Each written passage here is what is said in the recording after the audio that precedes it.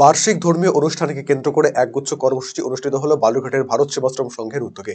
গীতা জয়ন্তী উপলক্ষে ৪৭তম বার্ষিক মহোৎসব, হিন্দু ধর্ম শিক্ষা সংস্কৃতি সম্মেলন ও বৈদিক বিশ্বশান্তি যজ্ঞ অনুষ্ঠান অনুষ্ঠিত হয় গত শুক্রবার থেকে।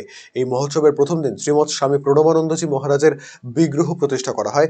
দ্বিতীয় দিন সকালে চক্ষু পরীক্ষার পাশাপাশি বালুরঘাট জেলা হাসপাতালের ব্লাড ব্যাংকে রক্তের যোগান অব্যাহত রাখতে একটি স্বেচ্ছায় রক্তদান শিবির, প্রতিযোগিতামূলক ও ধর্মীয় ও সান্ধ্যকালীন বিচিত্র অনুষ্ঠান অনুষ্ঠিত হয়।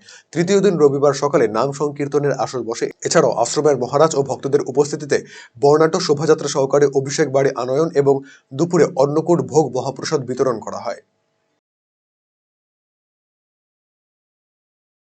ধর্ম সম্মেলন ভারত সেবাশ্রম সংঘের প্রতি বছরই হয়। 2024 সালেও আমরা শোভাযাত্রা বের করেছি হিন্দু ধর্মকে রক্ষার্থে। হিন্দু ধর্মের এক সত্যতা, সবাই হিন্দু ধর্ম, যারা হিন্দু আছে তারা হিন্দুরা একত্রিত হোক, ধর্মমত নির্বিশেষে, সকল দল সম্প্রদায় নির্বিশেষে আমরা সবাইকে আহ্বান করছি এই হিন্দু ধর্মের ছাত্র ছায়াতলে সবাই আসুন।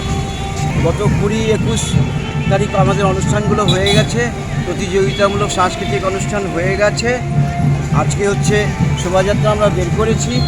এরপরে আমাদের গুরু মহারাজের পূজা আরতি হবে, তারপরে হিন্দু ধর্ম সম্বন্ধে বক্তৃতা হবে, তারপরে রাত্রে আছে যজ্ঞ, বিকেলবেলা আছে খেলাধুলা, লাঠি খেলা, ছোড়া খেলা, একটা বীর ভাবোদ্দীপক